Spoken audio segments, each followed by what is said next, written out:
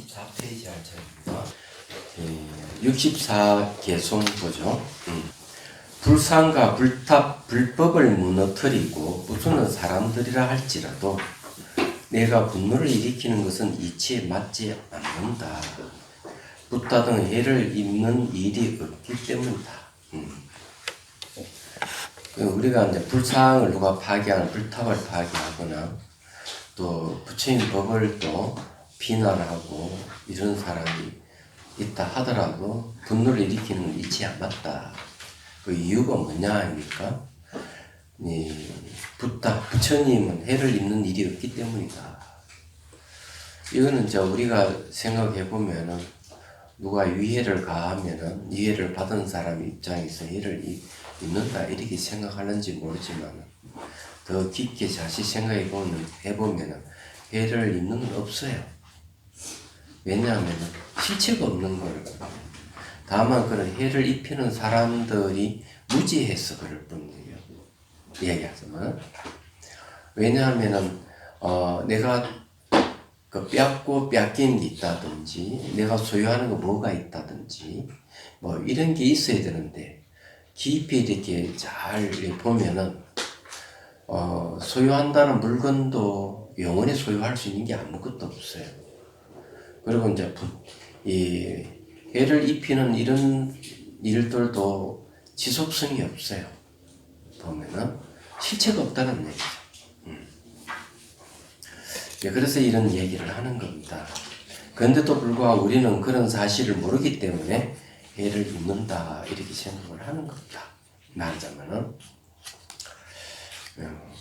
욕심을 채우기 위해 불에 타는 등 지옥을 수천 번 경험했건만 나는 나에게 이익이 되는 것도 남에게 이익이 되는 것도 하지 않았다. 자, 그렇게 쉽게 얘기해가지고 이 욕심을 채우기 위해서 온갖 나쁜 짓을 했다. 그러면 지옥도 가가지고 그냥 수천 번 경험을 하면서 고통 얼마나 당했겠어요. 근데 엄밀히 잘 살펴보면은 이익되는 것도 없고 또 남에게 이익되는 일도 하지 않았다고 그렇게 얘기를 하는 겁니다. 그러니까 모든 존재의 근원을 보면은 원효 스님 말씀대로 뭐 중생도 없고 부처도 없는 자리거든요. 깨달으면 주객이 없고 법회가 하나인 줄 아는 게 이제 깨달음 내용인데 거기에는 주고받고 할 수 있는 뭐가 아무것도 없어요. 그래서 이런 얘기를 하는 거죠. 지금 이 괴로움은 조금도 해가 되지 않으며 큰 이익을 성취하게 될 것이기 때문에 중생의 해악을 제거하기 위한 고통은 기쁘게 받아들이는 것이 합당하다. 자, 여기에 이제 64, 74 개송에 대한 이 얘기를 하면은 어째서 이와 같은가 이렇게 하면 이치 이를 보는 것이 상당히 중요하다. 수행은 항상 그 이치를 보는 것으로 수행이 시작이 되는 거예요. 그래서 현상을 아무리 봐도 현상이 일어나고 사라지는 무상의 이치라든지 불만족스러운 이치라든지 소유할 수 없다는 것, 소유 주체가 없다는 이치를 모르면은 그런 거죠. 이치 이의 입장에서 보면은 주객이 볼리 없고 이익되고 손해되는 게 없기 때문에 그래요. 그래서 이런 얘기는 그걸 근거로 해서 하는 얘기입니다. 자, 그래서 여기서 괴로움은 해가 안 된다. 이렇게 얘기하고 큰 이익을 성취하게 될 것이기 때문에 중생의 해악을 제거하기 위한 고통을 기쁘게 받아들여라. 이렇게 얘기를 하는 겁니다. 그런데 이런 이치를 모르는 중생들이 해를 주더라도 기꺼이 그 괴로움을 감수할 수 있어야 된다. 이렇게 이제 보는 거죠. 그래서 이제 대승기 신론에서는 깨달은 내용이 중생도 없고 부처도 없음을 얘기를 하고 중생과 부처가 본래 평등하다고 얘기를 해요. 얘기하자면 그런 사실을 모르면은 중생이고 부처라는 분별심을 내고 내가 해를 입었다 이익을 얻었다 이렇게 할 겁니다. 자, 이제 달라이 라마 스님 말씀 들어보죠. 예를 들어 사형을 선고받은 사람에게 한 손을 자르는 것을 조건으로 사형을 면하게 해준다고 하면 그는 안도할 것이다. 그렇죠. 사형을 받는 사람이 그래 팔 한쪽만 주라.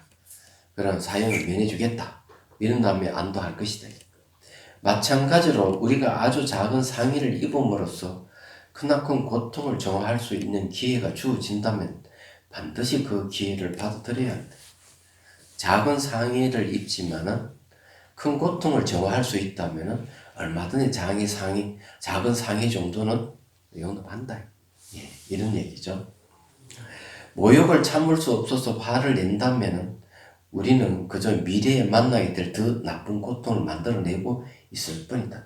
내가 모욕을 당하면 참을 줄 알아야 된다. 그렇지만 참지 못하고 화를 내면은 그 결과가 더 안 좋다. 이렇게 얘기하는 거죠. 그래서 이 일은 쉽다는 말은 아니다. 그러나 관점의 폭을 넓히고 안갚음을 자제하도록 반드시 노력해야만 한다. 이 관점의 폭을 넓혀라. 안갚음을 자제하라. 그래서 이제 원한을 쉬지 않으면 운수진 일은 해결이 안 되죠. 운수진은 원한을 심으로 해서 운수진 일도 이제 해결되는 거예요. 결국 마음의 문제죠. 그래서 관점의 폭을 높이고 안갚음을 자제하게 되면은 얼마든지 좀 작은 고통은 얼마든지 참을 만하다 하는 거죠. 또한 우리가 의지 마음을 가지겠다고 마음먹은 지금 다른 사람들이 우리를 욕한다 하더라도 화를 내지 않기 위해서 노력해야 한다. 인욕을 하는 것은 쉽지 않다. 그러기 위해서는 상당히 주의를 집중해야 한다. 그러나 이러한 어려움을 견뎌내어 얻을 수 있는 결과는 매우 크다. 네, 그것이 행복으로 가는 길이다. 그래서 이제 조그만 이 자존심 상한 일이라든지 이런 게 있으면 딱 참을 줄 알아야 된다. 화를 내지 말아라 하는 게 여기 이제 주 이유예요. 얘기하자면. 그런데 이제 여기서 개성에서 이야기하는 근거를 얘기하면은 그 이치를 잘 알면은 된다. 그러니 이치를 알면은 존재의 근원을 잘 이해하고 있는 사람은 화날 일이 있을 때 그걸 잘 참을 줄 안다 하는 얘기죠. 이제 그것이 행복으로 가는 길이다. 이제 이렇게 얘기합니다. 자, 79번 개송 보죠. 누군가로부터 자신의 공덕이 칭찬받으면 다른 이들도 기뻐하기를 바란다. 그러나 다른 이들의 공덕이 칭찬받을 때 그들은 즐거워하지 않는다. 그렇죠. 이 당연한 일이죠. 자기가 이제 공덕을 가지고 있고 그걸 칭찬받으면은 다른 사람들도 자기 공덕을 칭찬해 주기를 바라고 기뻐해 주기를 바라죠. 근데 막상 다른 사람이 그 공덕을 칭찬받으면 자기는 안 기쁜 거예요. 예, 기뻐해 주는 게 당연한데 이 인간사예요. 얘기하자면 그 수위 찬탄이라는 말을 하듯이 상대가 어떤 그 복덕이랑 공덕을 짓고 이러면 동참해서 같이 기뻐하는 게 참 좋은 일인데 기뻐하기는 그냥 싫어하는 경우가 있죠. 얘기하자면 그게 이제 우리 중생이 갖고 있는 보편적인 감정이에요. 그 극복을 해야 돼요. 근데 극복하는 것이 존재의 근원을 깨뜨려 보는 거, 이 사물의 본질이 무엇인지를 아는 것이 상당히 중요하다. 이렇게 이제 말씀드리는 거죠. 만일에 찻잔이 이게 한 100만 원 정도 하는 찻잔이라 그런다면은 이 찻잔이 깨지면 굉장히 괴로워할 거예요. 또는 찻잔 누구 가져가 버리면 100만 원을 잃어버렸다고 생각할 거예요. 그게 보편적인 감정이지만 찻잔 자체가 깨질 성질을 갖고 있고 물건이니까 얼마든지 이게 없어질 수 있다는 생각을 가지고 있으면 이 찻잔이 파손되거나 누가 가져가도 서운한 감정을 안 가질 겁니다. 그래서 이 찻잔 자체가 실체가 없다. 얼마든지 파손될 수 있고 없어질 수 있다는 거죠. 실체가 없기 때문에. 그래서 이거는 내가 영원히 소유할 수 있는 게 아니라는 인식이 깔려 있다면 설사 없어도 서운하지는 않을 것이다 하는 것. 그런 걸 뭐라는가 하면 사물이 이치를 안다. 마찬가지로 인간도 생로병사하는 존재이기 때문에 영원히 존재하는 게 아니라는 것을 잘 알고 있다면 자기 삶에 대한 집착을 버리게 되겠죠. 그래서 자기 갖고 있는 이 생로병사를 잘 활용해서 행복한 감정을 가지려고 노력을 하겠죠. 그렇지만 나는 영원히 산다, 나는 건강하다 이런 식으로 생각을 하고 나락하는 존재는 너무 고귀하기 때문에 다른 사람과 비교할 수가 없다 이런 생각을 갖고 있는 이상은 그 사람은 괴로움 나쁠 거예요. 병이 들거나 누구는 인정을 안 해준다든지 이러면은 굉장히 괴롭죠. 자, 126페이지 봅니다. 흔히 싫어하는 사람들이 칭송을 받으면 우리는 질투를 한다. 그러나 이런 어리석은 마음이다. 다른 사람들에 관해 좋은 말을 들을 때 우리도 그 칭찬을 거둘 수 있어야 한다. 근데 내가 싫어하는 사람이 칭송받으면 진짜 화가 나죠. 안 그래요? 근데 그거 다 어리석다고 이야기하는 거죠. 자, 이를 통해 약간의 기쁨을 얻을 수 있을 것이다. 우리가 싫어하는 사람들의 칭찬받을 때 즐거워하고 만족감을 느낄 수 있다면 우린 진정 보살행을 실천하고 있는 것이며 붓달도 그렇게 인정할 것이다. 우리가 이렇게 수행하고 행동할 때 적들조차도 우리를 존경하게 될 것이다. 이것이 다른 이들보다 존경을 받는 최고의 방법이다. 근데 존경받는 최고 방법이 뭐냐 하면은 싫어하는 사람이 칭찬받을 때 같이 기뻐해 줄 수 있는 것. 그것이 남들하고 칭찬받을 일이다. 내가 싫어하는 사람이 칭찬받을 때 막 그냥 욕을 해주고 싶다든지 싫어하는 마음이 막 생긴다 이러면은 남들에게 존경 못 받아요. 대인배가 아니죠. 여기서 얘기한 대로 하자면 그런 얘기예요. 근데 이렇게 대인배를 행동할 수 있는 근거가 뭐냐가 참 중요하죠. 그게 중요한, 그게 이제 사물을 깨뜨려 볼 수 있는 지혜가 필요한, 모든 건 상호 의존 관계를 갖고 있기 때문에 동등된 개체가 없구나. 동등된 개체가 없다는 것은 내가 소유할 수 있는 대상이 없다. 더불어 함께 살아가는 것이다. 하는 것을 이해만 하기만 해도 남들이 싫어하는 행동을 하는 사람, 그 사람 칭찬받을 때 같이 기뻐해 줄 수가 있다. 근데 이치를 모르면은 반드시 분노를 일으키고 뭘 하겠죠. 안 그래요? 그 이제 세속에 보면은 외국의 유명한 배우가 결국 상대가 바람을 피우니까 그걸 참고 10년, 20년 살다가 결국 이혼을 하더라 하는 기사를 봤어요.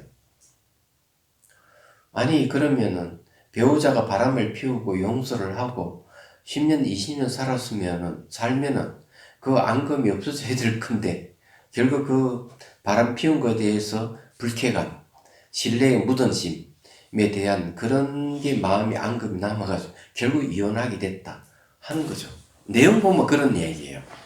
얘기하자면. 그런데 이런 것도 내가 손해를 입었다. 신뢰의 금이 갔다. 하는 측면에서 보면은 당연할 것 같지만은 사물을 깨뜨려 보는 이치를 잘 알고 있으면은 그래 바람 피워도 그냥 용서해주고 자식을 위해서 기꺼이 받아줄 수 있는 마음 이게 필요하지 않을까. 이혼을 해도 또 결혼하면은 또 그와 비슷한 사람하고 또 결혼한다 그러더라고요. 얘기 들어보니까 뭐 그렇게 얘기를 하대요. 근데 이게 쉽지 않단 말이에요. 그래서 쉽지 않기 때문에 이런 이치를 바람게 이해하고 수행을 통해서 사물을 깨뜨려 보고 그걸 근거로 해서 사람과 연민심을 가지는 게 중요하지 않을까. 오늘 TV를 보니까 한 사람 돈을 빌려줬는데 그 돈을 갚지 않고 거의 뭐 한 20년인가 잠적해버린 그것도 어마어마한 돈을 갖고 20년 후에 만나서 용서해주는 얘기가 있더라고. 근데 그런 얘기 들으면 이 사람은 그래 뭐 돈을 한 푼도 갚지 않고 20년 버티고 돈을 안 냈지만 결국 이 사람 용서해 줬으니까 참 좋다. 마음이 넓구나. 이랬는데 TV를 이렇게 막 보니까 그 종교인이라 하는데도 불구하고 얼굴이 굳어 있더라고요. 예. 마음을 이치로 봐가지고는 기꺼이 그래 뭐 용서해 주지 뭐 그 정도 이렇게 하는데도 보면은 그게 아닌가 봐. 그래 이게 쉬운 일이 아닌 거죠. 이치로 보면은 용서해 주는 게 맞는데 그런 기뻐해 줄 수도 있어야 될 건데 그죠? 표정은 굳어 있더라고요. 쉽지는 않습니다. 저한테 그런 일을 당한다면 저도 얼굴이 굳어지지 않을까? 이런 생각을 합니다. 얘기하자면. 그런데 우리가 영원히 살 수 있는 존재가 아니다 하는 거 생각하셔야 돼요. 보면은 그런 게 있으면 기꺼이 용서해주고 탈탈 털어버릴 수 있는 용기가 필요하지 않을까? 네, 생각합니다. 자, 80분 개송 봅시다. 모든 중생이 행복하기를 바라는 마음으로 불심을 일으켰다면 중생이 스스로 행복을 찾는 일에 어찌 화를 낼 수 있겠는가? 사람은 누구나 행복을 위해서 행동하거든요. 상대에게 상의를 입히는 것도 자기 행복을 위해서 하는 경우가 많아요. 얘기하자면. 그래서 누군가 칭찬받을 때 함께 기뻐할 수 없다면 타인의 행복에 질투심을 느끼게 될 것이다. 그렇게 된다면 다른 사람을 도우려는 마음도 생기게 나기 어렵다. 이는 오히려 우리 마음을 메마르게 할 것이며 타인을 즐겁게 할 수 있는 어떤 것도 받아들이지 않을 것이다. 나 자신의 칭찬받기를 즐긴다면 타인의 칭찬받고 즐거워하는 모습에 질투를 느끼는 것은 잘못된 마음의 작용이다. 자기도 얼마든지 남에게 칭찬을 받고 싶어 하는 마음이 있고 즐거워하는 마음이 있다면 남들이 잘 되는 걸 보고 질투한다면 그건 모순되지 않느냐? 지금 달라이 라마 스님 말씀이 그런 얘기예요. 그런데 수행하는 사람들이 보면 좀 더 마음이 늘지 못하고 편협해지는 경우가 있어요. 수행을 논하면서 수행 현상을 이야기하고 수행 경계를 얘기를 하면서 그런 경계가 있다면 그것을 일상생활에서 적용을 해야 되는데 적용하지 않고 수행 체험 그런 경계를 마치 소유물로 생각하고 자기의 명예의 이익을 드날리는데 악용하는 경우가 있어요. 제가 보기에는. 그러니까 그걸 어떤 권위로 삼고 조금이라도 나에게 해가 된다면 내가 이 어떤 경지에 이르는 사람인데 나에게 위해를 가하느냐. 웃기잖아요. 나는 그렇게 생각해요. 그거 잘못됐다 봐요. 그래서 그건 곤란한 일이다.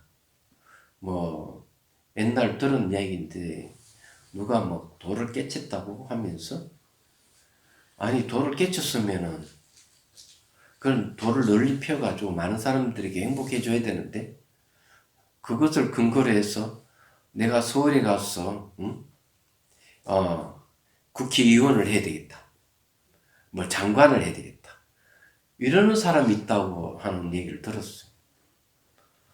아니 깨달은 사람이 그런 데 집착을 할까?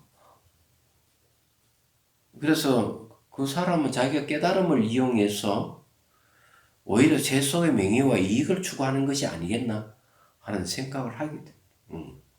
그거는 오히려 현상에 집착하는 사람들 이런 사람들을 말리고 탐욕을 일으키지 않고 분노를 일어나지 않게 해주는 게 깨달은 사람들이 할 일이 아닐까 이런 생각이 들어요. 그래서 그런 얘기 들으니까 좀 황당해요. 깨달은 사람이 그런 걸 왜 하지? 하는 생각을 했습니다. 자, 그 다음에 봅시다. 83번 개송 보죠. 중생이 기뻐하기를 바라지 않는다면 그들을 위한 보리심이 어떻게 일어나겠는가? 보리심이라고 하면 중생 구제하겠다는 서원이 들어가 있죠. 내가 이 중생을 구제하겠다는 서원을 성취하기 위해서는 실력을 기울여야 되잖아요. 그래서 위없는 깨달음을 구하겠다는 소원도 같이 들어가 있어요. 그런데 중생들이 기뻐하기를 바라지 않는 사람이라면 어떻게 중생을 구제하겠다는 소원을 세웠다고 말할 수 있을까? 있을 수가 없는 거죠. 그래서 이 보리심을 일으키는 사람이 중생의 기쁨을 바란다면은 상대가 기뻐하는 걸 보고 그것을 싫어하거나 배척해서는 안 될 겁니다. 말하자면 자, 다른 이들의 풍요로움에 화를 내는 사람이 어찌 보리심을 지닐 수 있겠는가? 아니다 이기죠. 모든 중생을 위해 일체지를 성취하겠다고 소원을 세웠으므로 우리가 돕고자 하는 그 중생이 작은 행복을 가졌을 때는 성을 내는 것이 아니라 기뻐해야 하는 것이 마땅하다. 우리는 모든 괴로움을 몰아내고 행복을 성취하겠다고 다짐했다. 따라서 다른 이들이 행복하다면 우리가 짊어지고 있는 책임이 덜어지는 것이다. 그렇지만 만약 우리가 다른 이들의 행복을 견딜 수 없다면 어떻게 우리가 부처가 될 수 있는 불성을 성취하고 있는 것처럼 행동할 수 있겠는가? 그건 모순이죠. 맞는 얘기죠. 근데 이거 굉장히 평범한 얘기 같지만 실제로 평범한 얘기는 아니에요.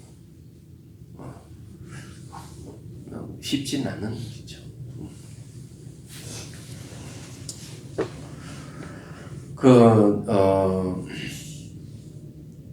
그 트리킹 명상하러 가서 어느 교사가 좀 연민심을 낸 이야기를 제가 한 적이 있는데, 아니, 4,400곳이나 되는 베이스 캠프까지 올라가려면은 굉장히 힘든데도 불구하고 내려갔다가, 다 올라가지 못한 분이 다시 한 번 또 올라가겠다. 이분을 위해서 동행하겠다. 기꺼이. 참 쉽지 않아요. 보면은. 올라가서 다시 올라가고 싶은 마음이 없는데, 이 교사님은 기꺼이 또 올라가겠다고. 나이가 60이 넘었는데, 체력이 될까? 하는 생각도 하는데, 그래 하더라고요. 아니, 수행하지 않는 분들도 그런 마음을 내는데, 그죠? 만일 수행하시는 분이 그런 마음을 못 낸다면 좀 문제가 있지 않을까? 이런 생각도 했습니다.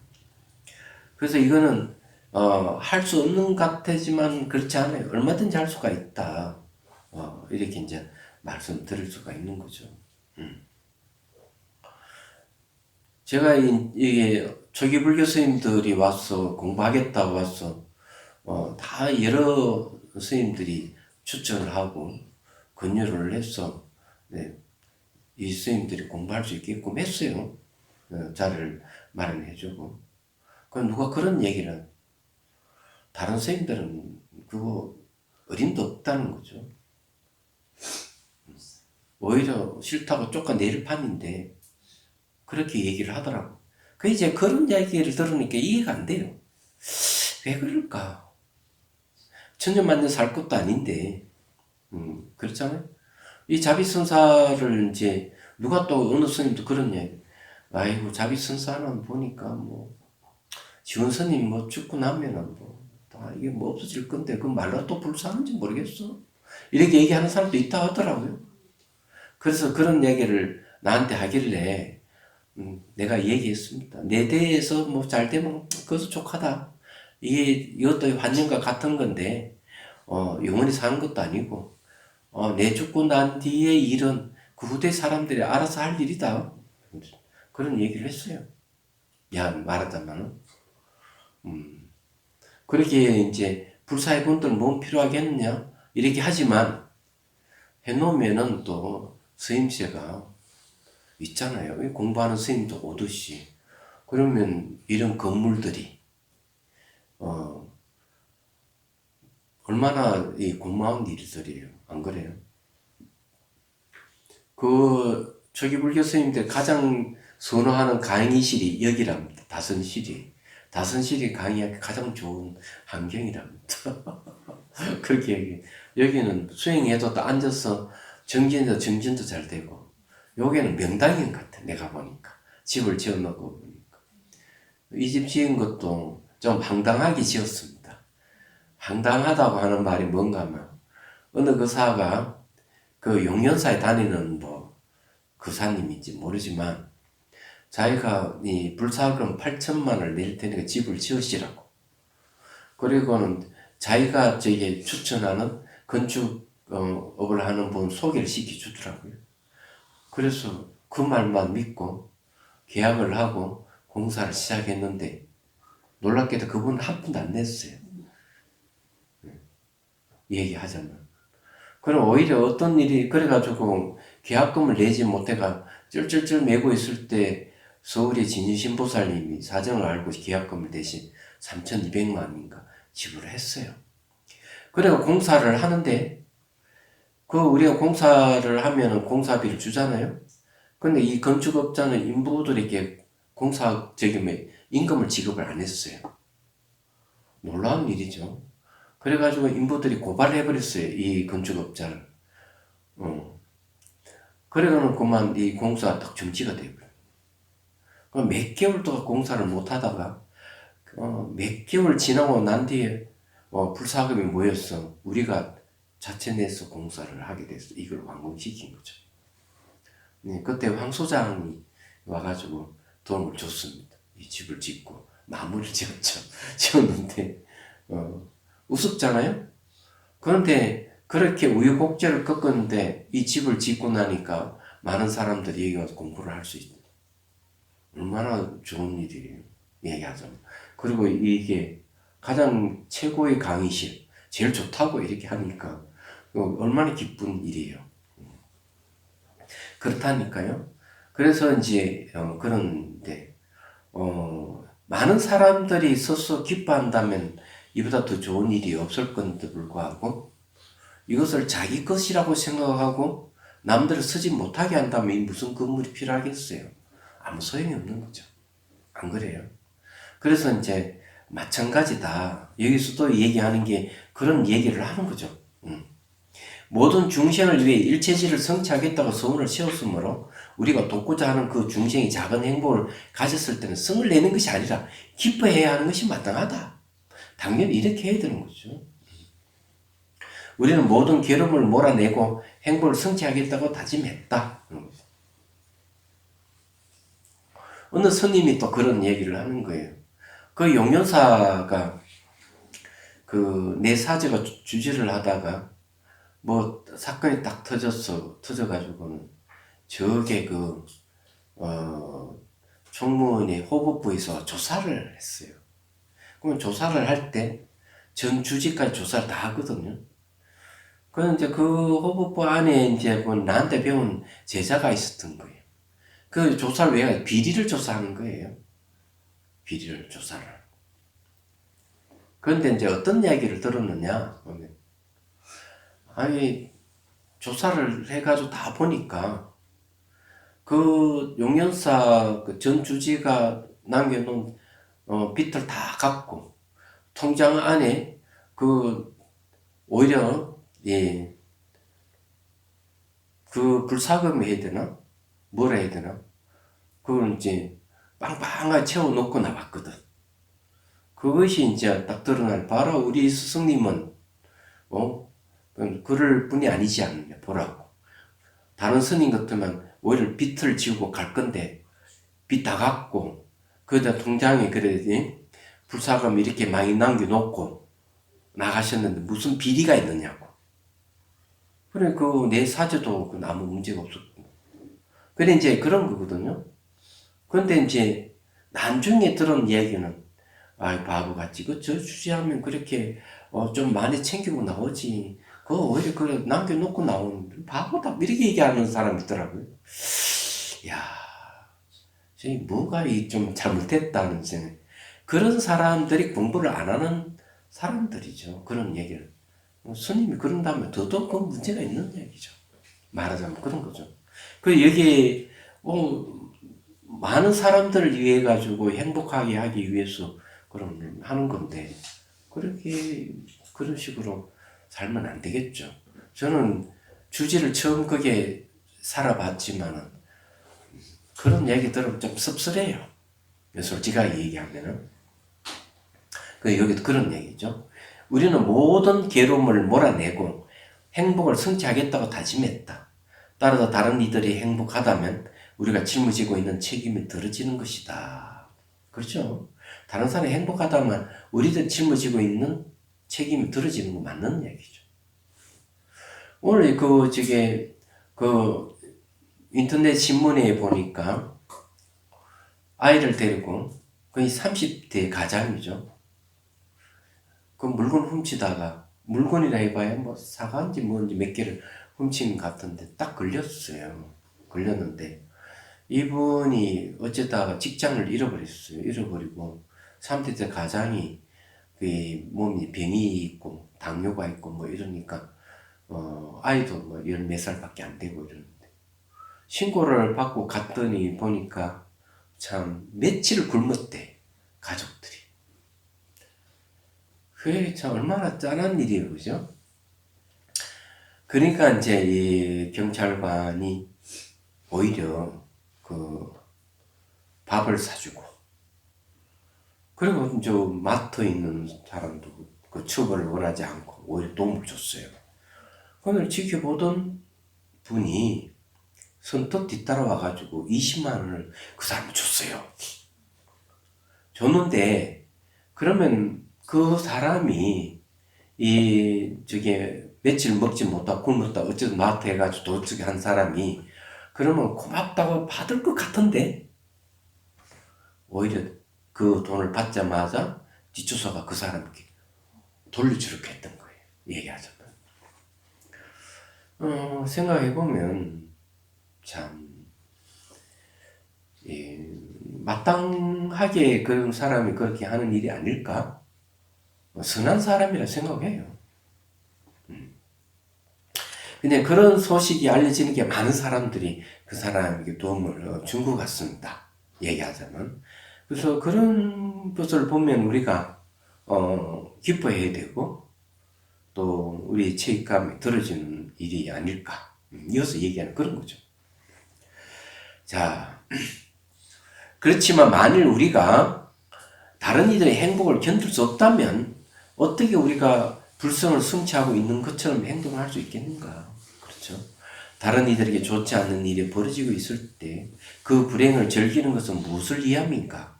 또 그런 마음을 갖고 사는 인생은 얼마나 처량한가? 남을 도움을 주지 않고 오히려 피해를 주는 삶을 산다면 참 처량하다는 거죠. 예. 자, 그 개성 90분 개성 봅니다. 칭찬과 명예, 존경받는 것 등은 공덕의 수명을 늘려주지는 않는다 이거죠. 예, 그렇죠. 나에게 도움도 안 되고 질병을 없애지도 못하며 몸을 안락하게 만들어 주지도 않는다.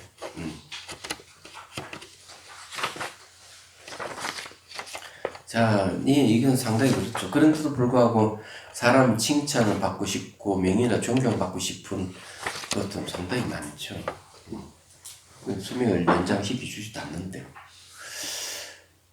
그건 맞는 이야기죠. 자, 128페이지. 단순히 칭찬을 하는 것은 큰 도움이 되지 않는다. 사람들의 복덕을 누려주지도 않을 뿐더러 오래 살도록 해주지도 않는다. 그저 한시적인 즐거움만을 원해서 마약 같은 것에 손을 대는 사람도 있다. 그럼 대부분 사람들은 계속해서 돈을 들어 친구들까지 속여가면서 가식적이고 헛된 모습을 유지하려고 길을 쓴다. 우리 살고 있는 모습 그렇다는 거죠. 정말 어리석은 일이다. 그 잡보장경에 보면은 이제 그런 얘기가 있어요. 그 아이를 이제 태어나가지고 태어난 아기가 있는데 이제 자라가 한 7살 정도 되죠. 근데 이 아이를 데리고 스님에게 가서 이제 축복을 달라고 하니까 스님이 아이를 이래 보더니만 아이가 수명이 다 했다고. 내가 축복을 준 줄은 뭐 의미가 있겠느냐고 이렇게 얘기를 하더라고요. 그러니까 부모 깜짝 놀래가지고 그럼 어떻게 하면은 이 아이의 수명이 늘릴 수 있습니까? 하니까 스님이 이렇게 얘기해요. 그러면 이 아이 보고 성문 밖에서 기다렸다가 오는 사람마다 한 7일 동안 계속 인사하라고 시키는 거죠. 인사시키는 거예요. 얘기하자면.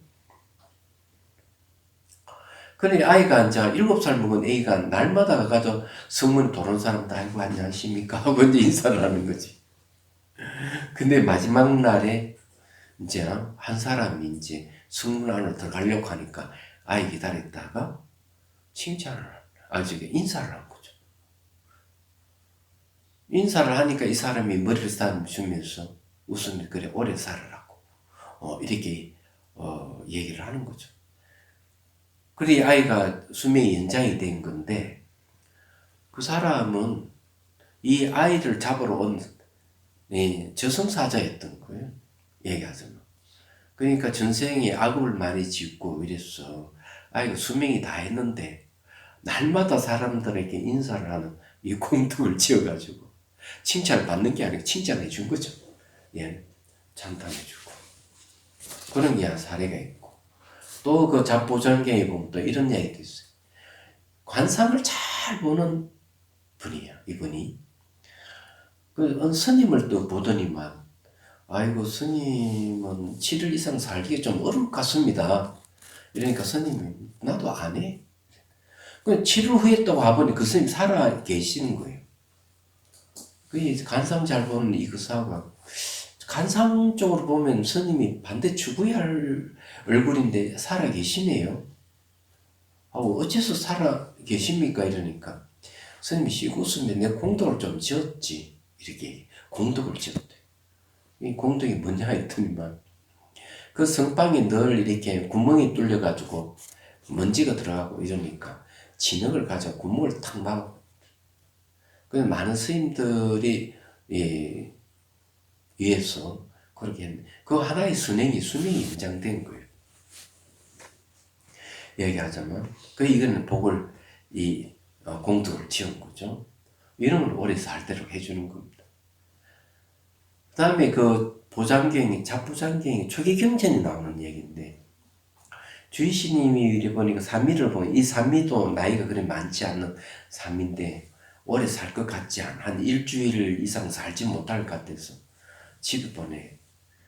이제 집에 부모 곁에서 죽으라고 보내는데 아이가 7일 후에 다시 돌아와서 멀쩡히 살아있으니까 주의심 하도 이상했어.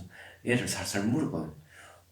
근데 무슨 일이 있었느냐고 좀 물어보니까 아이가 이제 집에 간다. 기분은 조금 막 하는데 그 전날 비가 많이 와가지고 겨울물이 흘렀어.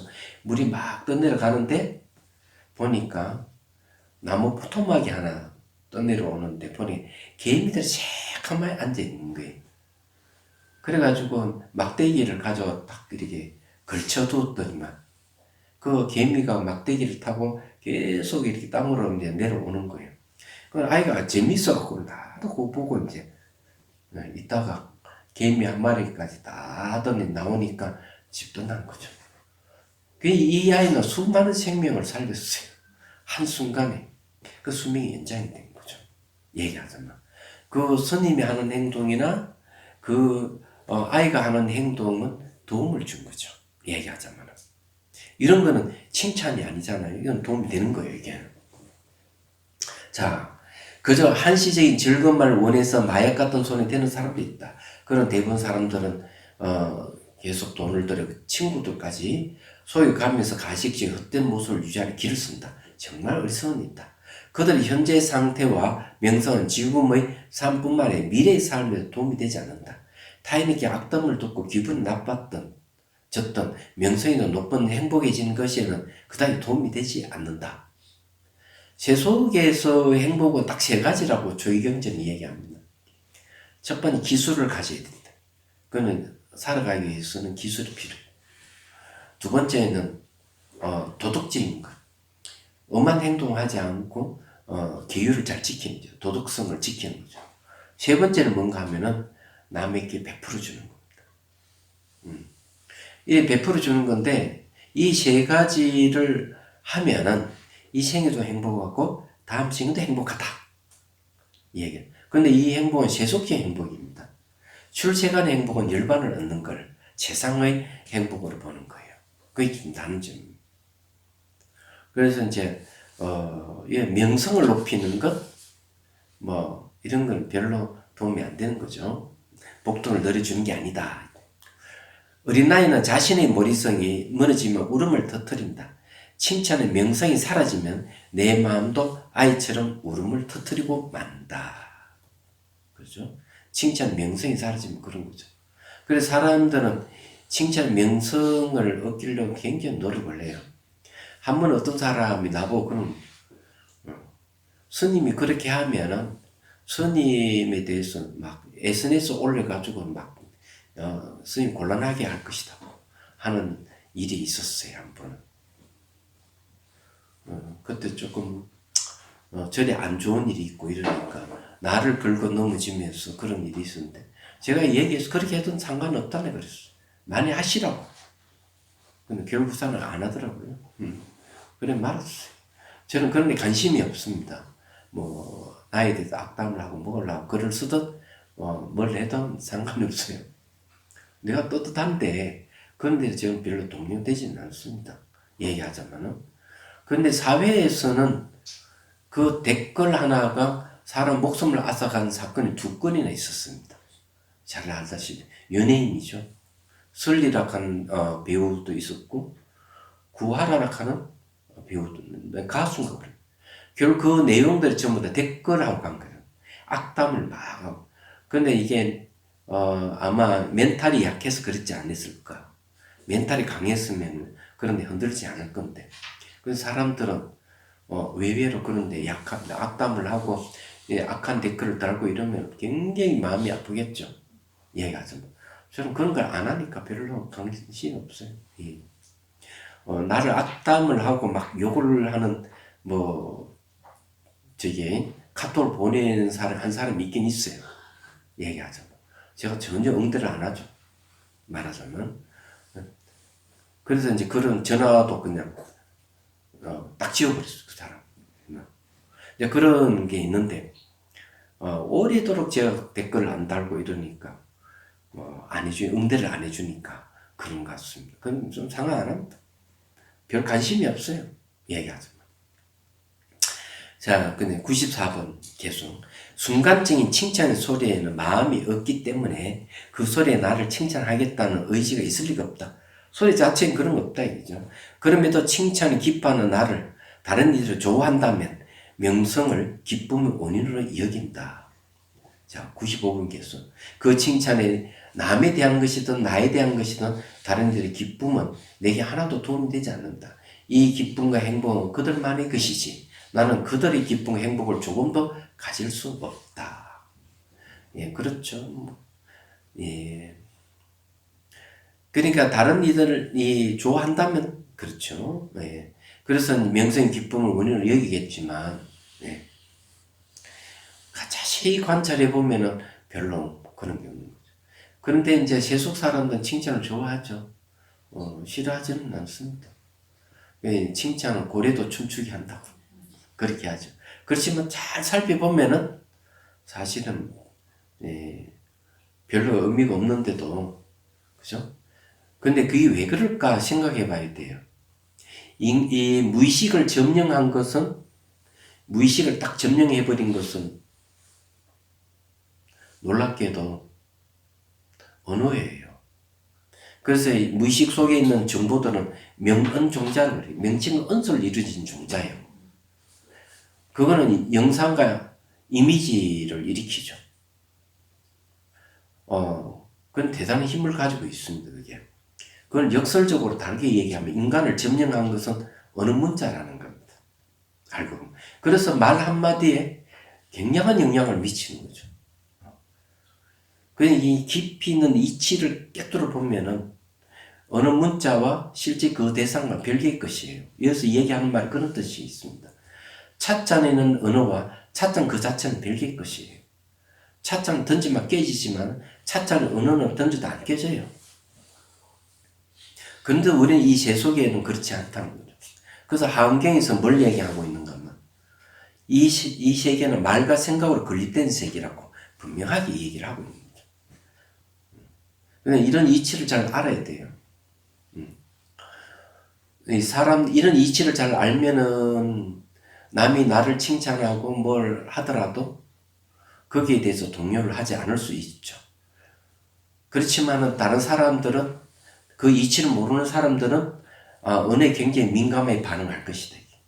그런 분들을 위해 가지고 칭찬도 해주고 그렇게 할 필요는 있어요. 예, 얘기하자면. 그래서 이제 이런 얘기를 할 수가 있는 겁니다. 야, 칭찬 자체는 마음이 없다. 이건 이치를 얘기한 거죠. 마음이 없으니 우리에 관해 좋은 것을 말하는 의지도 당연히 없다. 칭찬을 통해 얻는 공덕은 좋은 의도로 칭찬하는 사람의 것이지 칭찬받는 사람의 것이 아니다. 그건 칭찬해주는 사람이 공덕이 있는 것이지 칭찬받는 사람은 그런 공덕이 없다 이거죠. 여기서 얘기는 그런 뜻이에요. 예. 자, 그래서 예. 칭찬받는 사람의 것이 아니다. 칭찬은 좋은 것이다. 우리가 칭찬도 기분이 좋다면 칭찬하는 사람들이 우리 적을 칭찬하더라도 역시 기뻐해야 한다. 그렇죠. 예. 적을 칭찬하도록 우리는 기뻐해야 된다. 이죠. 모든 이들을 평등하게 대함으로써 보리심이 한 발짝 더 다가갈 수 있다. 자, 여기 뭔가 하면은 적을 칭찬하는 거 우리가 기뻐해야 되는 이유가 뭐냐 하니까 평등이라는 말을 씁니다. 평등. 이게 이제 이치예요. 이치가 청평등. 평등은 어디서는 공성에서 옵니다. 공성은 안가밖에 없고 높고 낮음이 없어요. 그래서 공성을 근거해서 평등을 얘기를 합니다. 인류를 망하게 하는, 인류를 멸망에 이끄는 여러 가지 요소가 있어요. 자원 고갈도 있고, 핵폭탄도 있죠. 그 중에 하나가 뭐냐면 불평등이 있습니다. 불평등이 인류를 멸망시킬 수 있는 원인이라고 얘기해요. 이것도 제가 한번 얘기를 했죠. 못 사는 가난한 나라의 사람들이 잘 사는 나라에 이민 가는 것. 잘 살고 못 사는 게 불평등을 얘기합니다. 그러면 잘 살고 못 사는 걸 불평등하게 여기는 것도 사물을 제대로 깨뜨려 보지 못한 무지에서 비롯되는 건 사실이에요. 그래서 이게 미국 같은 데는 장벽을 치잖아요. 멕시코 이 국경지에 쳐서 못 오게끔 그렇게 하고 트럼프가 이제 이민 정책도 백인 위주의 정책을 쓰면서 그렇게 하잖아요. 로마가 멸망한 것은 성벽을 쌓았기 때문에 멸망했다고 그래요. 천년을 유지해 왔는 원동력이 뭐냐, 이민족이라든지 다른 사상이 철학을 받아들여서 같이 공존을 했는데 그건 평등하다는 건데 성벽을 쌓아가지고 이민족도 몬도를 탁 막아버리고 자기들끼리만 잘 살려고 했던 거예요. 그래서 로마가 망해버렸대요. 지금 그런 정책을 쓰는 사람이 트럼프가 정책을 쓰죠. 그 다음에 누구면 아베가 그런 정책을 쓰고 있죠. 얘기하자면. 그 다음에 또 한 사람 있죠. 중국의 시진핑이 지금 그걸 하잖아요. 그건 망할 징조입니다. 그런 거. 그걸 개방해가지고, 흑색 인종이든 백색 인종이든 황색 인종이든, 그런 거 가리지 않고 같이 같은 사람으로서 같은 인격체로 대하고 같이 평등하게 대하는 게 아주 중요해요. 가난한 사람이든 가난하지 않은 사람이든 이 상류층이 있는 사람이든 하층민이든 평등하게 대하는 게 중요해요.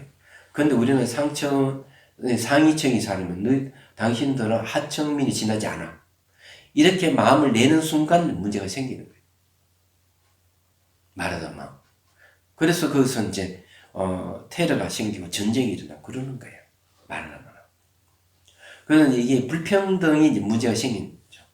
그리고 이 불평등의 생각을 갖고 있는 사람들이 자원을 더 많이 가지려고 하니까 환경을 파괴시키는 거죠.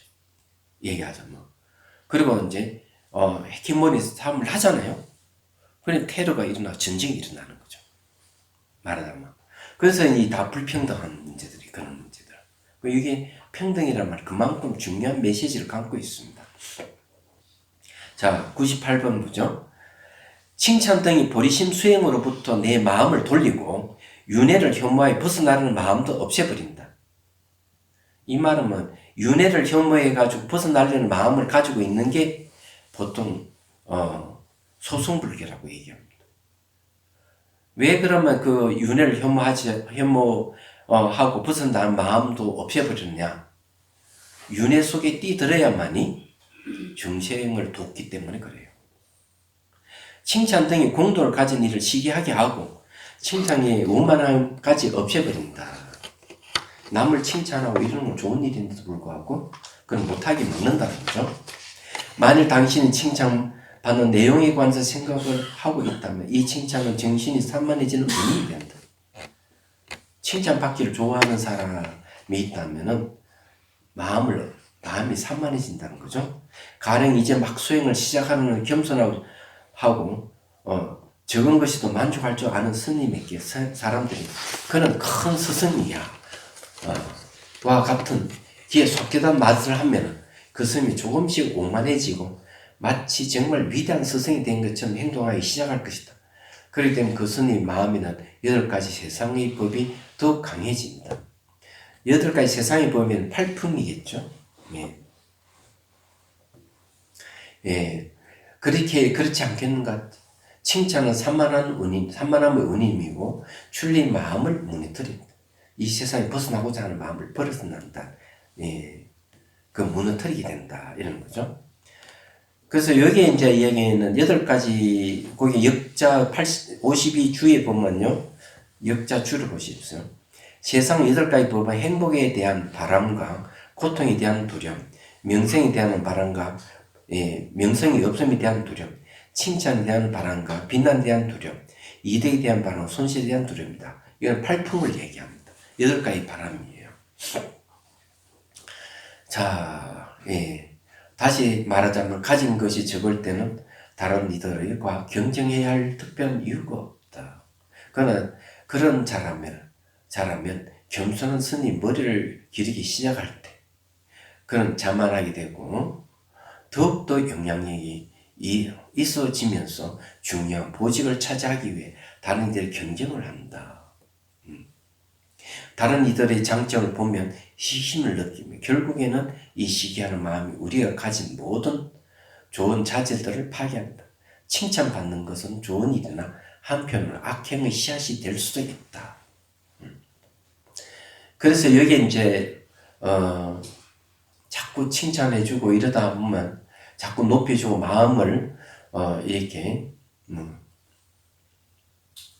오만해지게 하면 아주 문제가 생겨요. 여기서 얘기하는 말이 그런 겁니다. 그래가지고는 자꾸 명예의 지위를 얻으려 노력하죠. 그러면 사람들 다 존경하는 것 같이 칭찬을 하겠죠. 그럼 점점 높은 지위를 원하겠죠. 그러다가 이제 죽을 때 되면 후회하는 거죠. 생사가 없는 도리를 모르기 때문에 두려움을 느끼고 그러는 거죠. 이 내용은 이제 그런 이야기입니다. 자, 오늘은 여기까지만 하고 질문을 받겠습니다. 질문하세요. 내용은 별거 없어요, 그죠?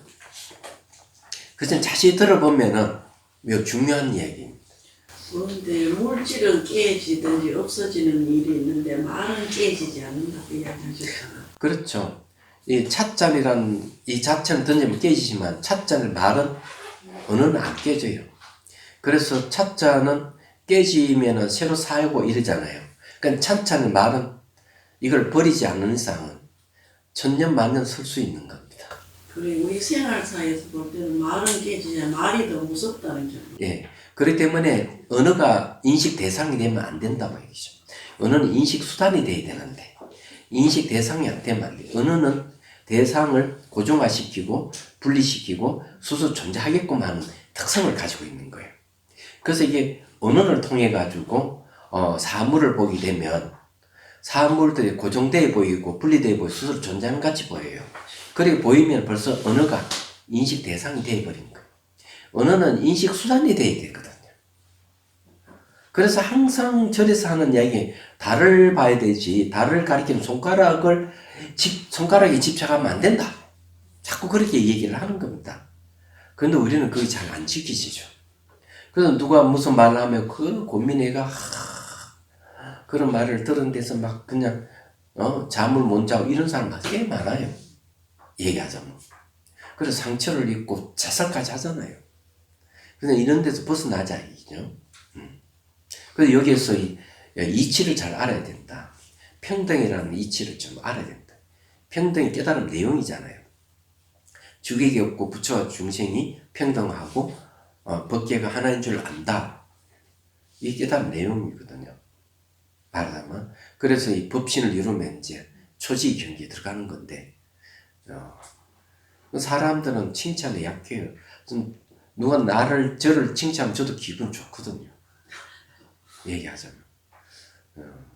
그러니 조심해야 돼요. 제가 한번 그렇게 막 주위에서 칭찬하니 저도 막 어깨 어석어석 올라가서 기분을 좋았거든요.